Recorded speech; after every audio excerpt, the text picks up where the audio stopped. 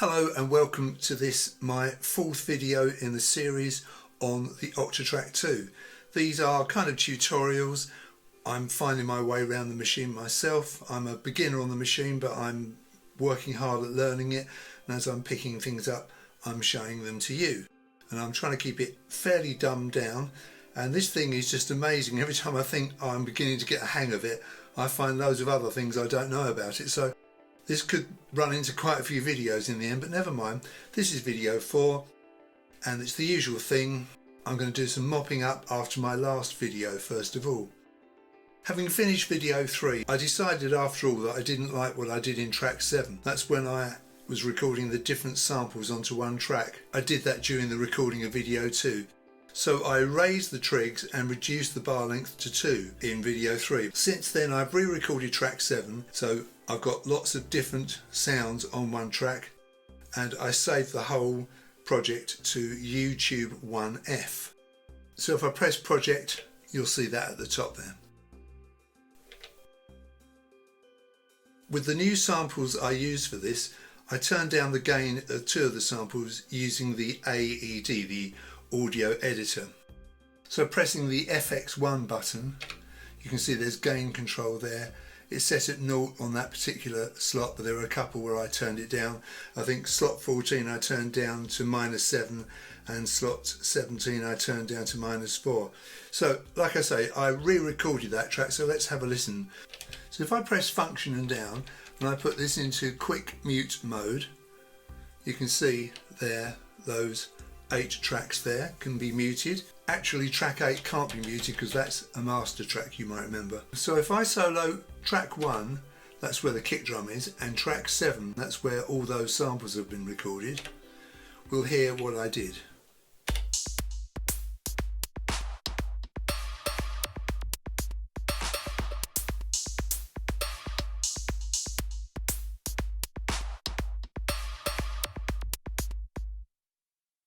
So let's press Q and return that to its former glory. I also altered the arrangement to reflect what I'd done. Something I didn't tell you last time is that you can name the arrangement. We'll go into rename. That's fine, say yes. So if I press function and arrange, so the LED lights up, you can see arrangement 1 is the name up the top there. And if I press play, we'll hear all our patterns in order. Let's just do that first of all, shall we?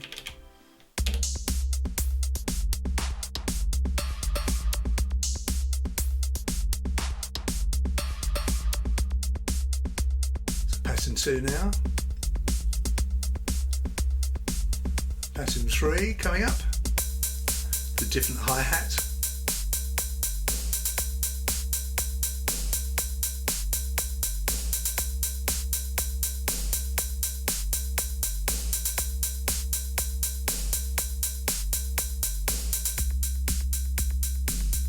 Pattern 5, it's got some delay on it, isn't it?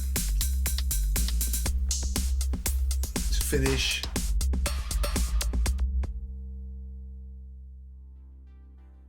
So that's our masterpiece finished. So I'm going to finish with this particular project, leave it at that, and we're going to try something different today.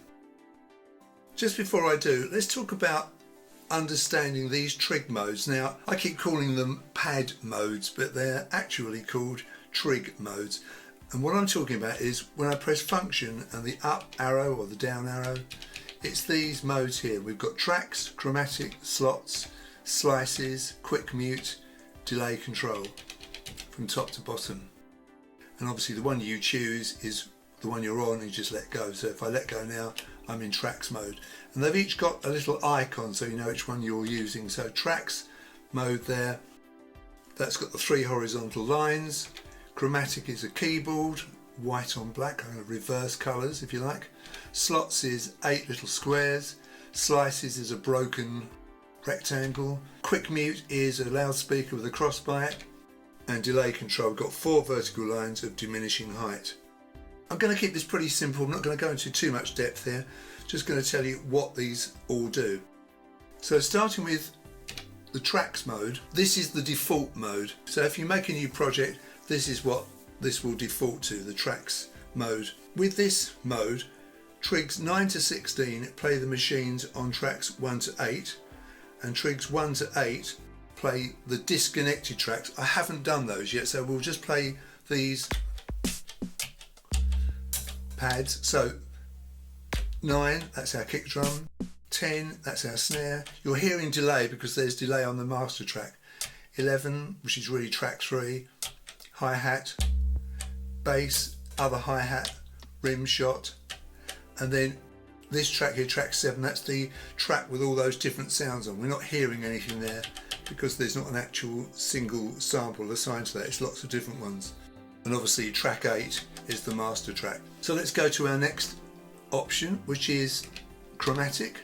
We see the white black notes on the black white keys, like a kind of reversed, negative if you like. This mode is for playing the pads like a keyboard. So with the bass track in focus, you can hear the pads play chromatically. Let's go to our next mode, which is slots. Now this plays the samples assigned to the various slots in the static and flex lists. So all these different sounds, haven't got anything on 7 and 8. I've only got static machines assigned to these tracks. Obviously track 8 is the master track, but these are our different slots we've used so far. And of course these 8 here are the ones I used on that track 7 when I recorded all those different slots on one track. So that is slots mode. You can see the 8 little squares there. Let's go up again, come down to the next one, which is slices mode. Now I can't show you this because I haven't sliced any samples up here, but if I had, I could play the different slices using the pads. And then we'll come down and quick mute. This is pretty straightforward. The tracks in red here, if I play the arrangement, so if I press these, I just mute the tracks. So if I want to get rid of the snare, just press pad 2. Now there's no snare, put it on again, and it's back. Now if I hold Q and do this, it solos the tracks. So if I want to solo the kick drum, I can let go. Just remember to unsolo it. So that is quick mute. That's the loudspeaker with a little cross by it. One more I think, which is delay control. So those are the trig modes. I'm so sorry, I've been calling them pad modes, but they are trig modes really. Also, I thought I'd quickly go over all the things you can copy and paste, and there are quite a few. I think I've got them all, but if I've missed any, then I'll mop that up a bit later on in another video. So if you want to copy a pattern, so if I press pattern and 4, like that, I press function and record, copy pattern, go to a different pattern, let's choose pattern 10 for instance, and I hold function and paste, and now pattern 10, if I play it, see A10, okay, that's the same as the one I copied. So that's copying a pattern, and that's with the record light off. With the record light on and a track in focus, you can guess what's coming. If you want to copy a track, so supposing I want to copy track 4, with the record light on, same thing, function and record, that copies the track, and then go to another track, function and paste. So with the record light off, you're copying and pasting a pattern. With the record light on, you're copying and pasting a track. Parts I've shown you before, go to the part. So with part 3 in focus, I hold function and copy, copied part 3. If I go to part 4, function and paste, and now part 3 has been copied to part 4. So that's how to copy parts. You can copy any of these pages, source, amp, LFO, FX1, FX2. So if I wanted to copy FX2, I hold that FX2 button, copy that page, and then I could go perhaps to another track, change track, and then copy that effects setup onto a different track. So if I put the record light on and I use the page button to go to the bar I want, so for instance that's the third bar, hold the page button down and the copy button, it's copied that bar, and if I wanted to copy that bar maybe to bar 4, go to bar 4, hold the page button down, press paste, now that third bar would have been copied to the fourth bar. You can copy and paste scenes, so if I go to this one here, so I wanted to copy this scene, hold A, copy scene, go to this pad here, hold it again, and I've pasted that to 2. So these two trigs now have that same scene on them. So that's copy and paste across the board, and if I've missed any, well, I apologise and I'll put that right a bit later on, but there's a lot of opportunity for copying and pasting. Right, so here's a couple of tips. Supposing I've changed some parameters, so I'm on track 1, part 1, pattern 1, and I go to effects 1, and supposing I move this bass control 31, there we are. If I want to reset that, hold funk and just tweak it and it'll go straight back to 0. If I tweak it the other way, it goes full on, see? This depth control here, if I change that, now this is a plus or a minus, so if I hold function and tweak it, it'll go to 0. If I go to the right or to the left, it goes all the way to the left, minus 64, 0, plus 63, so it defaults to minus 64 or 0 or plus 63, and if it's just a linear thing like the bass, it'll go to 127 or 0, wherever it is, see, left or right. So that's a way of resetting something very quickly. You can reset an entire set of parameters, so I mess all this up, okay, completely mess it up. Now if I hold effects 1 and the play button, watch the parameter values. It says clear page and they've all gone back to what they were. So that's a really good way of resetting the effects.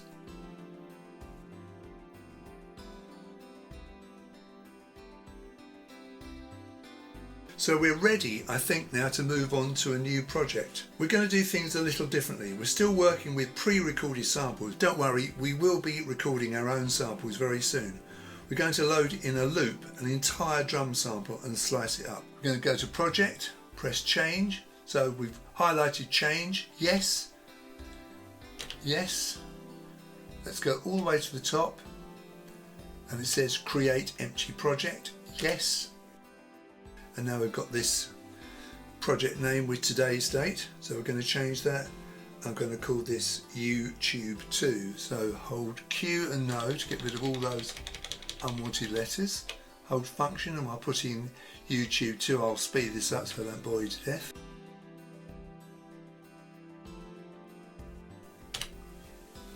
So creating new project. Okay, so now we've got a nice fresh new project. Press project. You'll see this is in the presets set and it's called YouTube.II, and there's nothing in this project at all. If I press play, nothing. Press project again and we are ready to go. Now I'm going to set the tempo to 95. I'm going to do that because I know that's the speed, that's the tempo of the sample I'm going to load in. So 95, that's good. I'm going to make track 8 the master track, so you might remember how we do this. Project, we come down to control, over to audio, yes. Master track is off at the moment, we'll say yes. Now it's on, come out of this, and you'll see that track 8 is now the master track.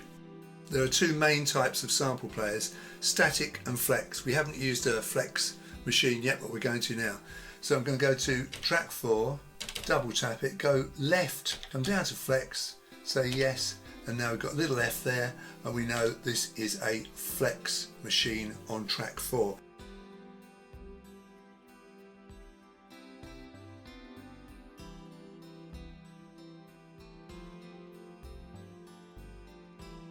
I've gone straight to track 4 because I want to use the first 3 tracks for something else. So the first thing we're going to do here is find the loop that I want. Now I happen to know that it's called Nate Smith version 1 drums, audio loops, crispy, chorus 01, crispy, 95 beats per minute. With flex machines, the first 8 things you see are these recording buffers, which we'll talk about when we start recording our own samples. But our first slot is underneath those 8, so we're on slot 1. Now we're going to go to the right. I'm in the right folder. The one I want is crispy 01. It's this one up here. Now if I hold function and press yes, you see I've let go of function and the whole sample is playing. Let go. You don't have to keep the function button down. So that's the one I want. I'm going to press yes. And now you can see it's in that first slot. Now how do we hear this? If I press play, nothing happens.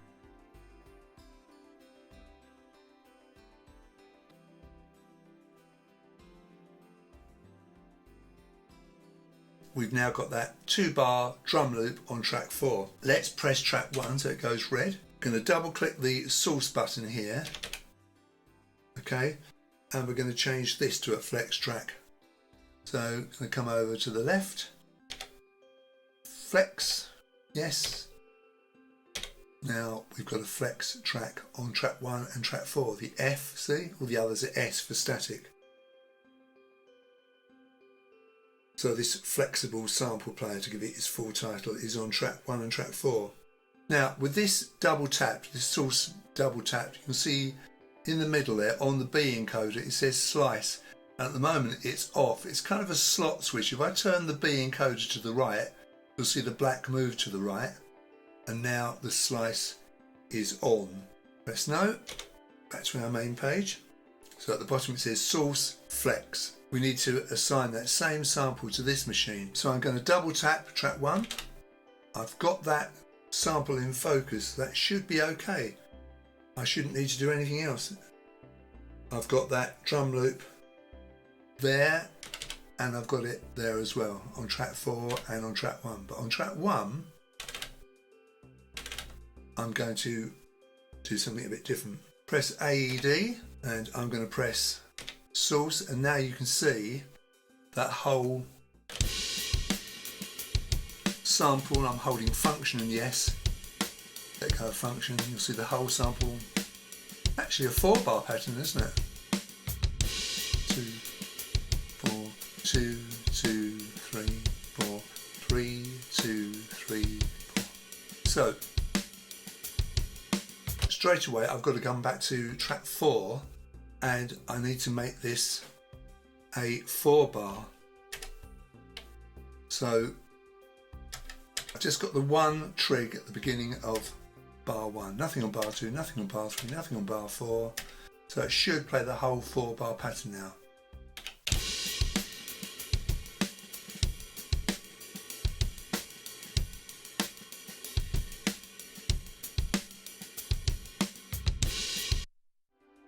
So we have our 4-bar pattern there, and up here we're going to use this sample. We're going to chop it up. We're not going to do too many chops, just going to slice it up to find some sounds we can use. So these 5 menus at the bottom, source, amp, LFO, FX1, FX2, they bring up trim, slice, edit, attributes and file. I'm going to come back to amp and I'm going to press yes, and it says add slice here. We're going to chop the sample up, so I'm going to say yes. So we've added a slice. This whole function yes, and we've got that little bit. Now I'm going to trim this up a bit. If I use the zoom control here, let's have another listen. All I want is the very first bit of that, so I'm going to rotate the C encoder to the left. So I've just got the bass, the kick drum, which has got a crash on it. Actually, should we find a kick drum that hasn't got a crash on it? So to do that, we use the level encoder. And have we got one here? Let's just find out. Almost. Going to use the level encoder. So we're really tight on that transient there. That's got a ride on it. That's okay. Yes. Add slice here. Yes. So that's the second slice we've got. So I've got 2 slices so far. I'm going to use the C encoder to open it out a bit more. It's a bit longer because it was like that, too short. What do you like? That's quite good, isn't it? It's quite good. Yeah, I think we'll keep it nice and short. A little bit longer than that. So that's a kick drum. Let's find a snare. What about that one there? That's good. Let's just open it up a bit, make sure. So we're a little bit to the left, aren't we? So, right, now, that's quite good. We will say yes, add slice here, yes. Let's just open that up a bit with the end. See how it opens up? So the black on white, that is the actual slice. Let's open it up a bit more. That's okay. So we've got a kick drum and a snare drum. Now I want to find a hi-hat. What's that? We'll just use that. I think it's probably a ride cymbal. We will go for that. So we'll say yes, add slice here, yes. And we'll just open it up a bit more with the end. A little bit longer. It's too long. That's fine. Now if I press the left arrow, you'll see slice 1, kick drum with a crash, slice 2, kick drum, slice 3, snare, slice 4 is that little, not sure, either a hi-hat or a ride. So I'm not going to use slice 1 because that's got the crash on it. So just bear that in mind. So I'm going to be using slices 2, 3 and 4. So we've sliced our sample up, not by much, just taken 3 slices out of it. I could trim those slices up a bit more. I can do that a bit later on. Just want to get these into our sequence. So I'm going to press no, come back to our main page. Now, if I go to function and up arrow and choose slices, turn the record button off, here are our 4 slices.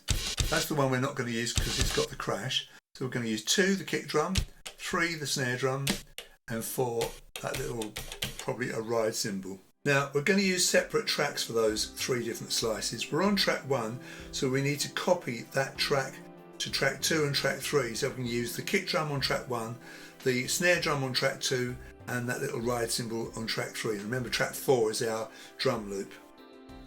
So select track 1, which we've done. Okay, we're going to press the record button. Okay, otherwise we won't be copying that, we'll be copying the pattern. Press function and record. Copy track, good. Go to track 2, function and paste, and then down to track 3, same thing. So now we've got the same thing on 3 tracks. Now let's mute all the tracks except for track 1. So I'm going to hold function, T4, T3, T2. Now to be able to record this in real time, I hold record, and then while record is held down, I press play, and I'm going to be playing this sound.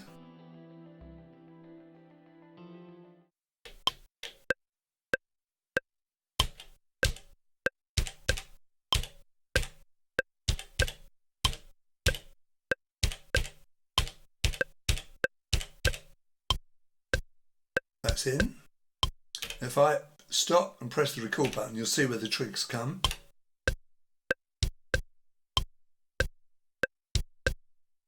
Same thing 3 times, the 4th bar was different.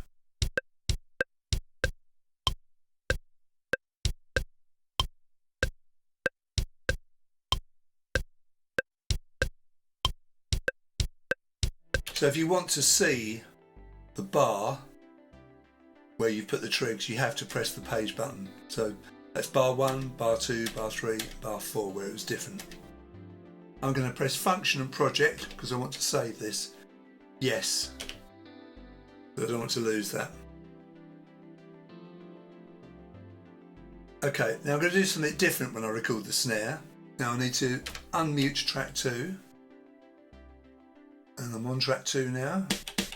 That's what I'm going to be recording. What I'll do here is I'll go to bar 1 and I'll just put the trigs in where I want them. So how do I know what slice I'm going to be recording?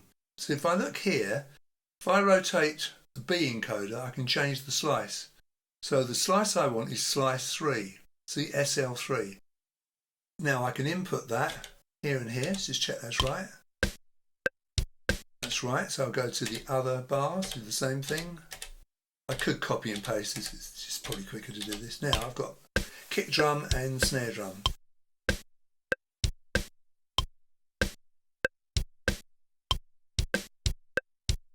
Good, that's fine. Now I'm going to come down to track 3, turn it on, function, see it's light green, now it's red, so it's in focus. Now the slot I want is this little funny ride thing. I'm going to rotate the B encoder to show slice 4. Right, so I've chosen slice 4 and I'm just going to put in these odd numbers to give me this kind of pattern. Sounds pretty weird, I know, but it'll do for the time being. Now, rather than input that lot right the way across, I can copy and paste that page. So how do I do that? Copy page, now we go to page 2, and paste, page 3, paste, page 4, and paste. I should have that all right the way through now.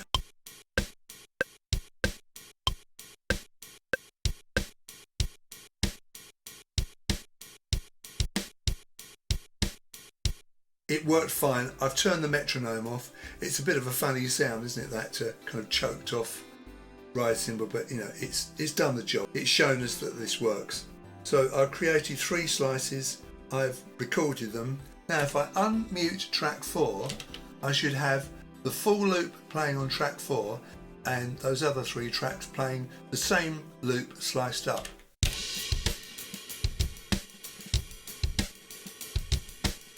There's a bit of smearing there. Let's turn the level down of track 4, shall we?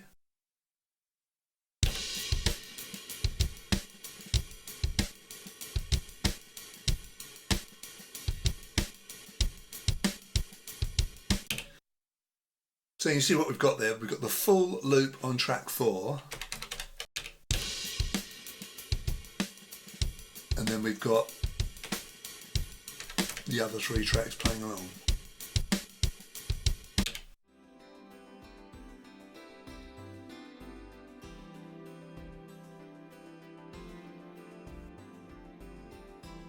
Let's load in a Rhodes sample now to track 5. Now track 5 is a static machine. I think that's going to be fine. So I'm going to come up to slot 1. So I don't need to put it on slot 5. Come over here. Now let's find where this is. Here we go, Rhodes, this one here. Now hold function, let go of function, keep holding yes, and we'll hear that sample. That's fine, I'm going to say yes. Now let's just make sure that this track has got that sample on it. So no, now see it's not showing up, so double tap, come up to the Rhodes, say yes. Now it's on that particular track. You must make sure that the correct sample is assigned to that track. Now I'm going to press AED, I'm going to press attributes. Now the loop mode is off, time stretch is on, so it should play in time. Obviously what I've got to do now is I've got to press a trig on bar 1. So I've got to go into record mode, bar 1, trig mode.